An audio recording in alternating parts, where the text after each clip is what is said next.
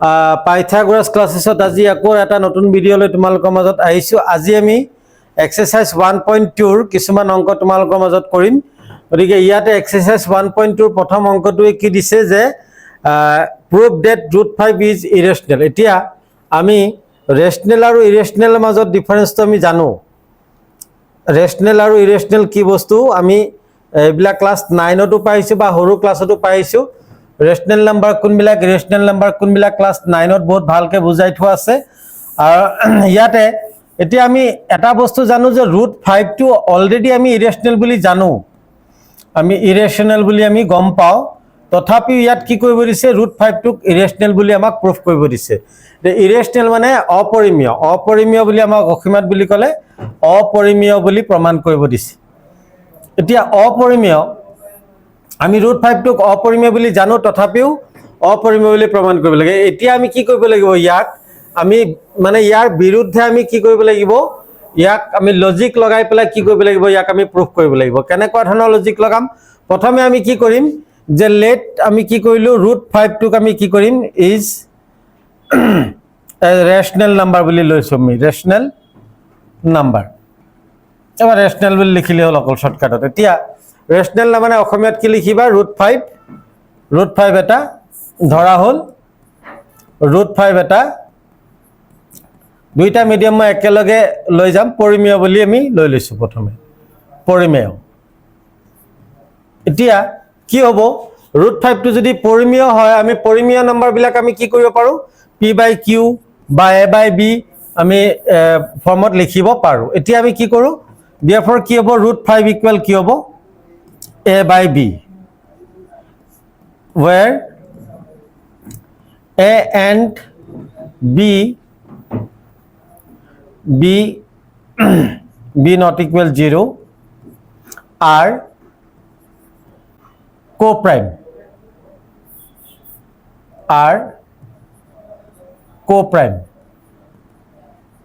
এতিয়া co-prime নাম্বাৰৰ বিষয়ে মই যোৱাকালি তোমালোকক ভালকৈ কৈছিলোঁ, co-prime নাম্বাৰ কোনবিলাক। এতিয়া co-prime নাম্বাৰবিলাক কোনবিলাক মই একেলগে দুইটা মিডিয়াম লগাই গৈছোঁ যে √5 এটা পৰিমেয়, √5 এটা পৰিমেয়। √5ক আমি কি লিখিব পাৰোঁ, a/b, therefore কি হ'ব, √5 ইকুৱেল a/b, য'ত a আৰু b not equal 0 সহমৌলিক। এতিয়া সহমৌলিক বা co-prime কি বস্তু, সহমৌলিক মানে মই কি কৈছিলোঁ যে এনেকুৱা দুটা নাম্বাৰ যি দুটা নাম্বাৰৰ কি নাই, যি দুটা নাম্বাৰ একৰ বাহিৰে বেলেগ কোনো সাধাৰণ উৎপাদক নাই। যে co-prime মানে কি বুলি কৈছিলোঁ যে মানে a আৰু bৰ একৰ বাহিৰে বেলেগ কোনো কমন ফেক্টৰ, 1ৰ বাহিৰে বেলেগ কোনো কমন ফেক্টৰ নাই। গতিকে এতিয়া আমি ইয়াক প্ৰথমে লৈ ললোঁ। এতিয়া আমি কি চাম যে a আৰু bৰ বেলেগ 1ৰ বাহিৰে বেলেগ ফেক্টৰ আছে নাই সেইটো চাম। আমি প্ৰথমে কি কৰোঁ, এইটো ক্ৰছ মাল্টিপ্লাই কৰোঁ, ইয়াৰ তলত এটা 1 আছে, কি হ'ব √5b ইকুৱেল a। এতিয়া বোথ ছাইড মই কি কৰোঁ, স্কুৱেৰ কৰি দিওঁ, √5b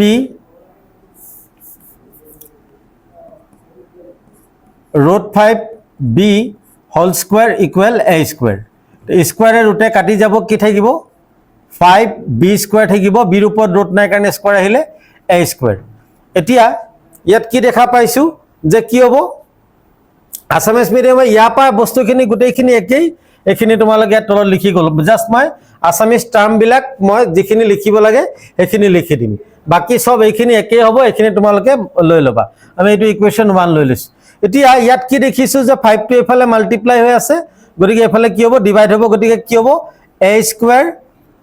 স্কুৱেৰটো কি হ'ব, a স্কুৱেৰ ইজ ডিভিজিবল বাই 5। যদি কি হয়, a স্কুৱেৰটো ডিভিজিবল বাই 5 হয়, তেতিয়া কি হ'ব, a ইজ অলছ' ডিভিজিবল বাই 5। এইটো তোমালোকৰ কি আছে, এটা থিয়ৰম আছে, থিয়ৰমটো কিতাপত দি আছে যে যদি কি হয়, কোনোবা এটা নাম্বাৰৰ যদি কি হয় তাৰ স্কুৱেৰটো যদি কি হয় 5 দি ডিভাইড হয়, তেতিয়া সেই নাম্বাৰটো কি হ'ব, সেই নাম্বাৰটো দি কি হ'ব ডিভাইড হ'ব এটা থিওৰাম আছে এই থিওৰামতে এই বস্তুটো আহি গ'ল এতিয়া আমি ইয়াত কি পাই গ'লো যে এৰ কি আছে এটা আমাৰ এৰ এটা কি আছে আমাৰ ফেক্টৰ ওলাই গ'ল 5 যদি এ দি যদি 5 দি যদি a স্কয়ার ডিভাইড যায় যদি 5 দি যদি 1 যদি ডিভাইড যায় 5 দি যদি 1 যদি হৰণ যায় ডিভাইড যায় তেতিয়া কি হ'ব আমাৰ এটো কি হ'ব এৰ এটা উৎপাদক কি হ'ব 5 হ'ব আসামিজ মিডিয়ামত তোমালোকে এখিনিত কি লিখিবা যে a স্কয়ার 5 এৰে বিভাজ্য a স্কয়াৰ 5 এৰে বিভাজ্য a স্কয়াৰ 5 এৰে বিভাজ্য এটাকে কি হ'ব au কি হ'ব au 5 এৰে বিভাজ্য এখিনি তোমালোকে জাস্ট বাকিখিনি সব একে আহিব মই আসামিজ টার্ম যিখিনি যত লিখিব লাগে এখিনি লিখাই যাম গতিকে a স্কয়ার যদি 5 এৰে হৰণ যায় তেতিয়া a টো কি হ'ব 5 এৰে হৰণ যাব ঠিক তেনেকে এই বস্তুটো প্ৰথমে আমি এতিয়া কি পাই গলো যে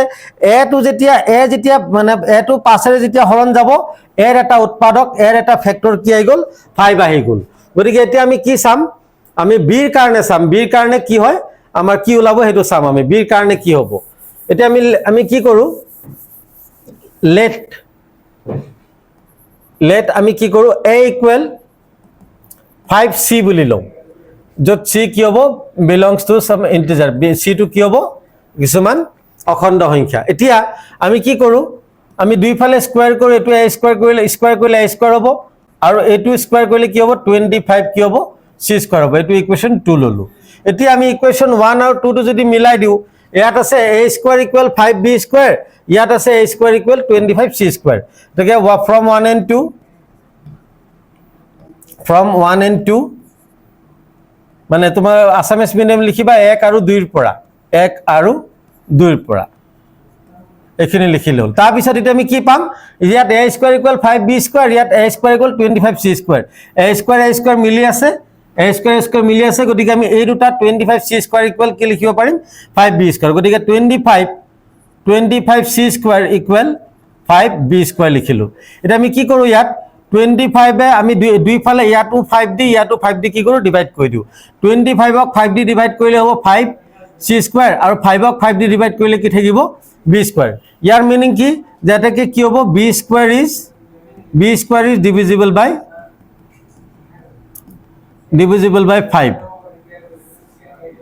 divisible by 5 তাৰ মানে কি হ'ব ইয়াত আসামিজ মিডিয়ামত কি লিখিবা b স্কয়াৰ 5 এৰে বিভাজ্য b স্কয়াৰ 5 এৰে বিভাজ্য এতিয়া আকৌ কি হ'ব তেতিয়া therefore b is also divisible by 5 তেতিয়া কি হ'ব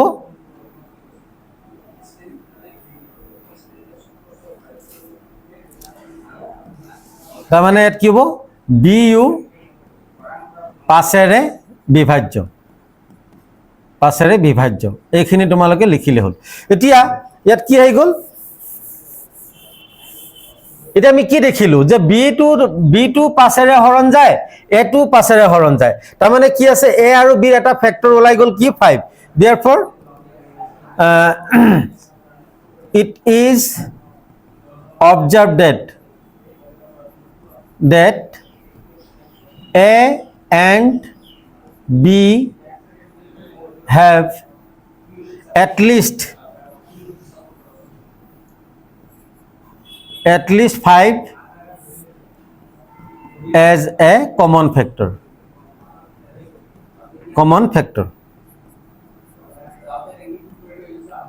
এতিয়া আমি ইয়াত কি পালো যে আমি ইয়াত কি ধৰিছিলো a আৰু b কো প্ৰাইম মানে a আৰু b একৰ বাহিৰে বেলেগ কোনো সাধাৰণ উৎপাদক নাই ইয়াত আমি কি পাই গলো a আৰু b টো যেহেতু 5 এৰে হৰণ যায় a টো 5 এৰে হৰণ যায় b টো 5 এৰে হৰণ যায় গতিকে a আৰু b এটা কি আহিছে এটা উৎপাদক কি আহিছে a আৰু b এটা উৎপাদক কি আহিছে 5 আহিছে গতিকে আমাৰ ইয়াত কি হৈ গল এই কথাটো ভুল হৈ গল যেটো আমি লৈছিলো আমাৰ এই কথাটো কি হৈ গল ভুল হৈ গল গতিকে আসামিজ মিডিয়ামত লিখিবা দেখা গ'ল যে a আৰু b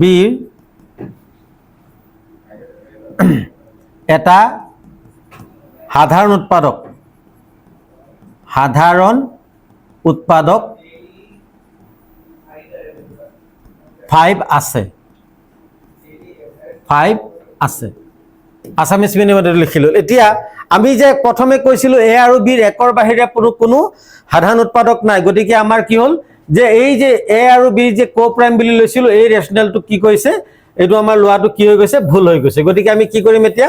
যদি আমাৰ এজাম্পশনটো যদি ভুল হৈছে তাৰ মানে কি হল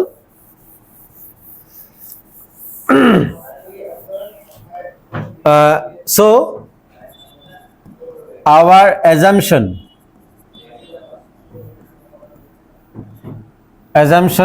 that A and B are co-prime is wrong. Assamese medium লিখা গতিকে A আৰু B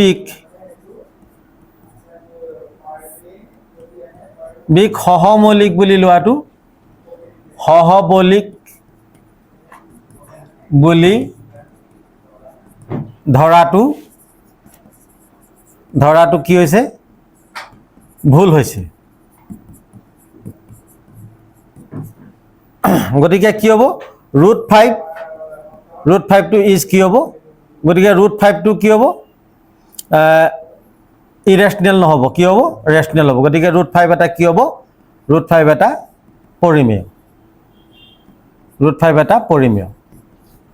এনেকে লিখি দিলে হৈ গল 3 মাৰ্কছৰ কাৰণে আহে এটো ইয়াত কমপ্লিট হৈ যাব গতিকে এনেকুৱা ধৰণৰ তোমালোকৰ আৰু আছে √2 আছে √3 আছে এইবিলাকো তোমালোকে এটো সিস্টেমত কৰি চাব পাৰিবা গতিকে এনেকে এটো প্ৰুফ কৰিব লাগে প্ৰথমে আমি মানে যেটো দিয়া আছে ইৰেশনাল বুলি দিয়া আছে গতিকে আমি ইৰেশনালটোক ৰেশনাল বুলি ধৰি লৈ পেলাই তাৰ পিছত বাকিখিনি কাম আমি যেখিনি তোমালোকক গেট জানে ধৰণে বুজাই দিছো এটা এটাকে স্টেপ তোমালোকে কৰি গলে হল লিখাখিনি গুটেইখিনি সেম একেটাই থাকিব খালি নাম্বাৰখিনি চেঞ্জ হ'ব এখিনি তোমালোকে √2 √3 এবিলাকত উলিয়াই পেলাই তোমালোকে প্ৰেক্টিস কৰি শিকি লবা তাৰ পিছত